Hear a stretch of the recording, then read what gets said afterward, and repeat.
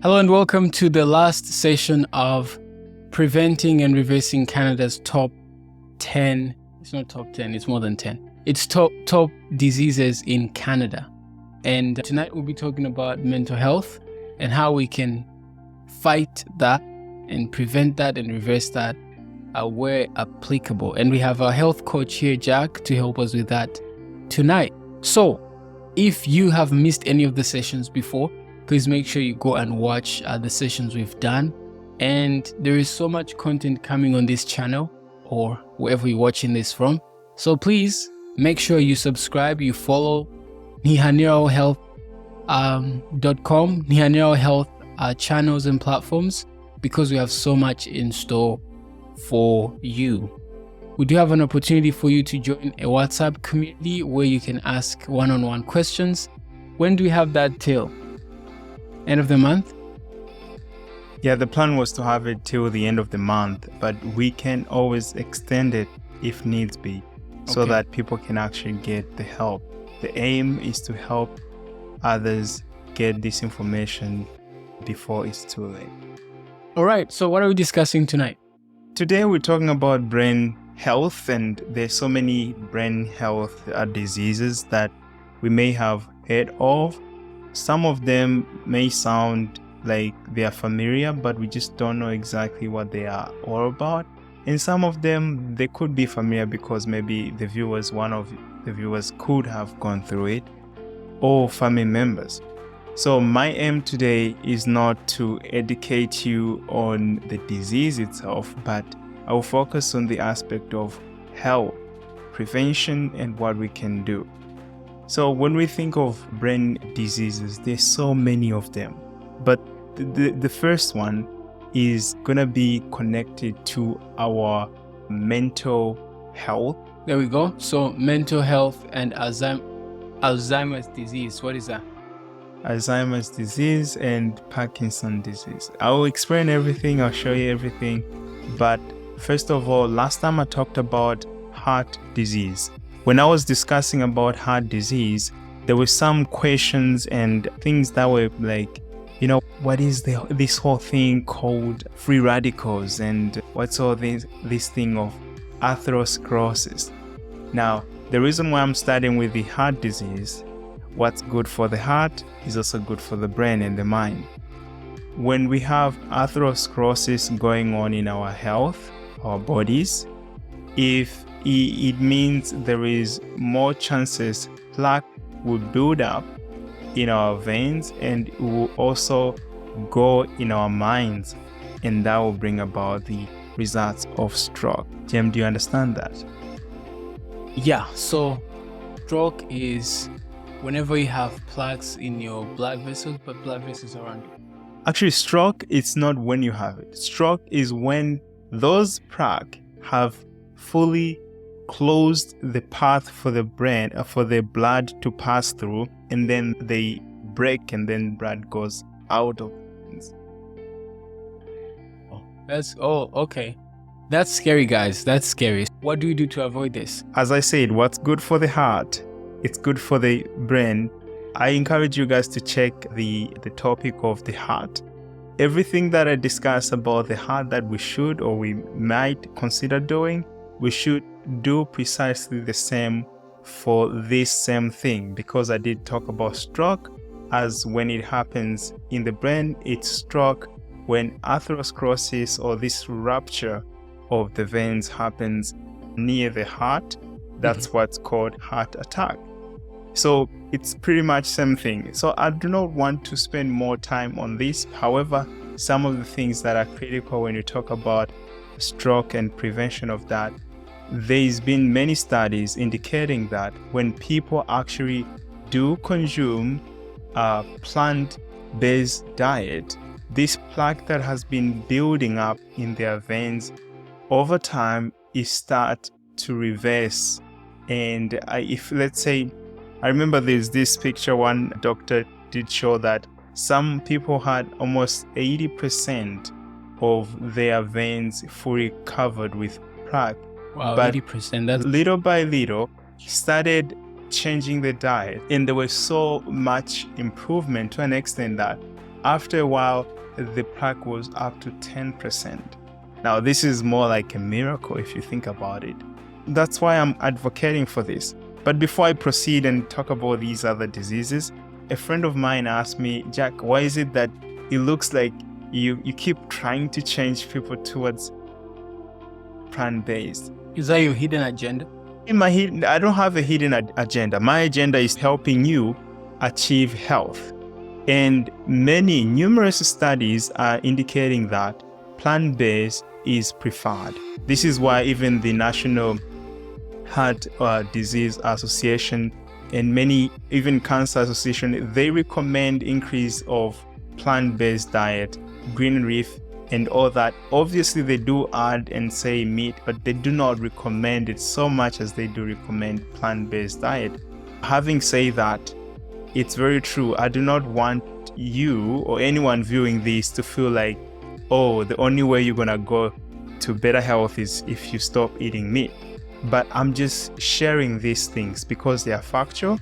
Yes, when you eat meat, you can feel energetic. When you eat meat, there's so many things that happens. But over a long period of time, it's been associated with so many negative side effects as the positive. So that's a thing, and that's why over and over when I'm discussing this, I'm bringing about this with an intention or thinking in mind that the overall health, the compounding effect when you compare the meat or the animal product diet versus the plant-based does have a positive compound effect over a long period of time.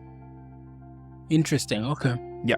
Now, I want to talk about this thing because when we talk about problems in the brain and everywhere else, it has to do with free radicals. I did explain free radicals before, and you said... You did, yes. Mm-hmm. Do you understand it? It was still confusing.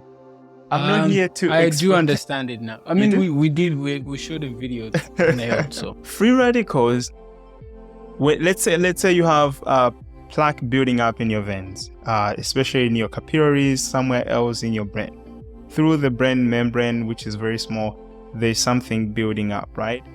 When there is any small aspect of free radicals going on, there are more chances of that plaque easily breaking and causing the stroke we discussed about. Mm-hmm. Now, free radicals leads to oxidative stress. The process of oxidative stress has been linked to aging and all that. However, this is why we need antioxidants, and plants tend to have a lot of antioxidants. And something I need to tell you that I think it's gonna be so cool is that most of us don't know exactly, okay, how do you know food which are high in antioxidants? Do you know? They have to be green. Did you notice when you cut an apple that it changes the color very fast as opposed to actually, mango? You know what? I think I have a better explanation for oxidation. Oxidation comes from oxygen, and oxidation means the reaction that happens between oxygen and a chemical. When you cut an apple, it changes color because oxygen reacts with the substance. So I guess that's it. Yeah. Keep going. So I was simply saying that mango has a lot of antioxidants. Mango or apple? Mango. That's why when you cut it, it doesn't change the color so fast. Oh, because that's antioxidant. It prevents the oxidation from happening. Yes.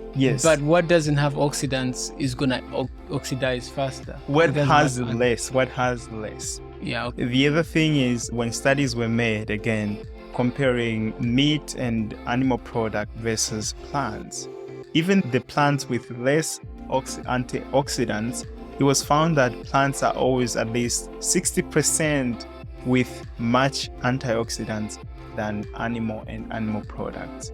Now, on top of that, if you want to actually get more antioxidants, is if you do take your meals, which are, let's say, plant-based, and then you add some herbs and spices, it tends to increase the units of antioxidants you're going to get. So things like garlic and cinnamon and all that. And the reason why we're talking about this is because this is has a high chance of reducing the occurrences of stroke. Yes. Okay, Yes. good. So Alzheimer's disease, as you can see there, James, what do you think of that? First, I don't know what Alzheimer's disease is, so you have to explain that. Alzheimer's disease is a disease whereby you actually lose basically, being unable to do the things you have always been doing. For example, the name Alzheimer's, it's a name of a name of a doctor who had to deal or treat this person who was unable to fulfill her marriage duties, responsibilities due to the loss of the brain capability to do the actual function. Imagine someone who cared for you, loved you, recognized you, and then all of a sudden they don't know you. Like they're cursing at you, they're doing everything as though you are the enemy, and you have to keep reminding, So which part of the brain did they lose specifically? It's not like this. It's not like it's a physical part of the brain. It's a functionality. It's the functionality. And this comes especially as a result of things like pesticides use and other mercury and chemicals, heavy metals that are actually poisonous to us. Okay. So when you have a lot of them, they do lead to that. Unfortunately, Alzheimer's is something that is not curable, but it can be prevented. So you can. So once someone has it, it's very hard for us to. The medical world has not yet found a medication for it. However, there are things that can be done to make the situation a little bit more better. Okay, so this is the prevention side. So what can we do then? Again, as I said with stroke, I'm going to say it again. What's good for the heart is good for the brain. So everything that is good for the heart, if you do that, it's going to help a lot. Another thing is, I did discuss about cholesterol when I was talking about the heart. There is good cholesterol and there is bad cholesterol. Excessive cholesterol in the blood, it means excessive cholesterol. And this excessive cholesterol is more likely to build up that plaque in our veins or capillaries in the brain that end up causing problems. So there's a relationship between the clogged brain veins and arteries and Alzheimer's disease. So the your blood vessels are in the brain, then less chances of Alzheimer's disease. Yes. So as we're gonna see very soon, is that diet plays a big role, because as you say, clear the veins and the capillaries, the better. The clear brain. The veins in the brain, yeah, the better. So let's just take a step and look at it and say, what does that have to do? So another factor that we may have to think is the genetics. Okay. So it's very funny that people are used to think, diet is not the major thing, because you could have the genes to have this disease. And they did a research and studying, and they found out that actually, diet does affect. But what about DNA, genetics? And then they looked at people who have this DNA or genes that is more susceptible to Alzheimer's disease, which is Nigerian people. But when they looked at the occurrences of this disease was so low, then they asked, what's going on? If there should be more, they should have more of it. But then this brought us to a conclusion that actually diet has more power than the whole genetic aspect of it. Okay. That's very interesting. I was like, wow. So actually diet has such amount of power. Now, what can we do for the brain? Picture is worth 1,000 words. Almonds, blueberries, pumpkin seeds, smoothies, vegetable smoothies, I don't like vegetable smoothies. Funny thing is, Walnuts. Jem, did you hear that? The thing that you don't like doing are the things that will make you better. Oh. The things you don't like doing are the things which will make you successful.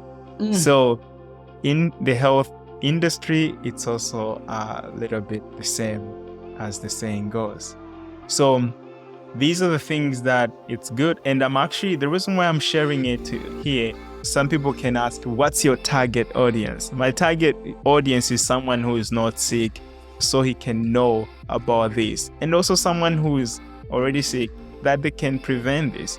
In as much as this information is out there, it's for information's sake. But if you do your own research and understand, you will see that these things are actually true and they're life transforming, they are helpful. Now, the other thing when we talk about health, the process of preparing the food does matter. Food that is fried in the oil, someone once said that it's an abomination to fry food. It's better to steam versus frying foods, and it does help because it doesn't kill so many important phytochemicals and antioxidants from the food. And also it doesn't give you so much of unnecessary cholesterol, as deep frying tends to give you so much of unnecessary cholesterols. Another disease that tends to attack people, this one is more like a brain disease, but it's not as severe as Alzheimer's. It's Parkinson disease. What happens is that there's a disconnection or something that goes on in the brain. The main reason I'm not specifically explaining the science behind it, because that's not my aim. My aim is to share with you there's something you can do to prevent this type of disease. Mm-hmm. If you want to know the disease specifically, what happens, the neurons and everything, you can always look up on the internet. But this thing, what happens is some of the nervous system is also affected to an extent that someone is unable to stay in a same position. There will be, as you can see in the picture, there will be like shaking, tremors, uncontrolled. Wow. So this is scary, and believe you me that sharing this is because I believe right now this video can be like, you know what, this is a random person saying useless things. But once this thing happened, then actually this thing was very important for me to watch. So my aim is helping you analyze and see and think about the future.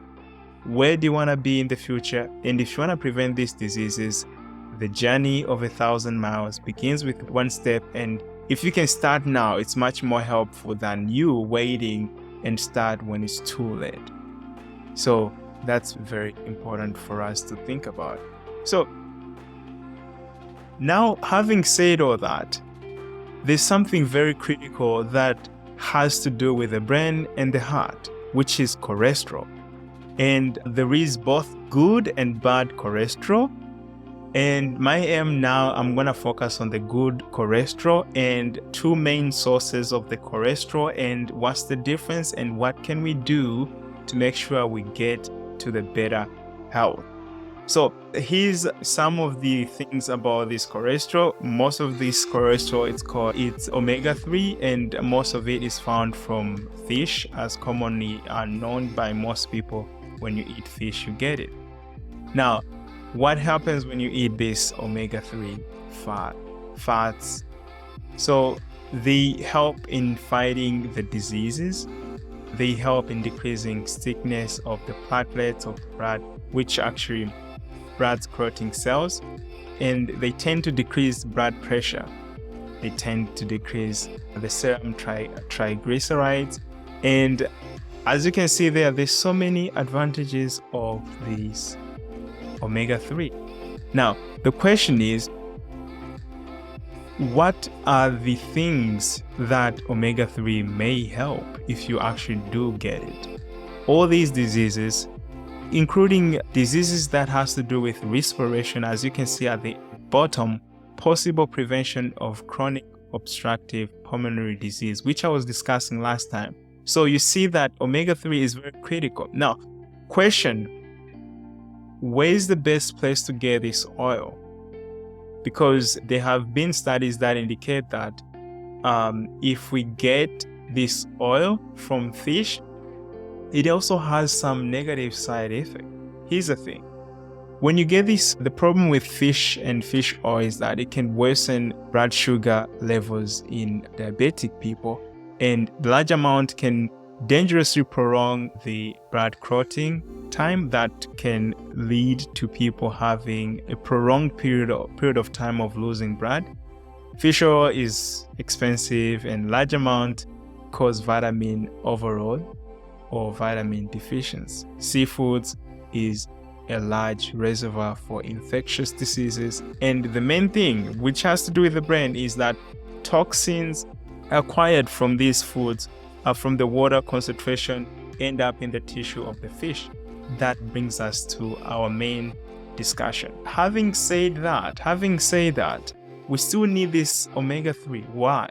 Because it improves the frontal lobe function, it improves sense of well-being, it increases the vigor of energy, it does improve reaction time, improves attention, it improves the test scores when you're doing school, it improves mood and better control of thoughts and behavior, and less impulsivity. We do need this omega-3. And when it comes to mental diseases, omega-3 decreases the risk of, at least in the younger people, from becoming psychotic, and helps prevent major depression, anxiety in women with psychological distress, decreases anger in men with aggressive behavior, and problems with law. All these are many advantages of omega-3 when it comes to the brain. Now, as I said, there are some problems that are associated with fish oils. However, fish oils do have a lot of the omega-3 that we need. So I'm just going to discuss why it's important for us to keep in mind of these negative side effects. One of them is when we look at the water and we measure the toxicity or the amount of heavy metals of the DDT insecticides in the water, it's gonna show that there is less amount of it, which is, let's say, 0.02.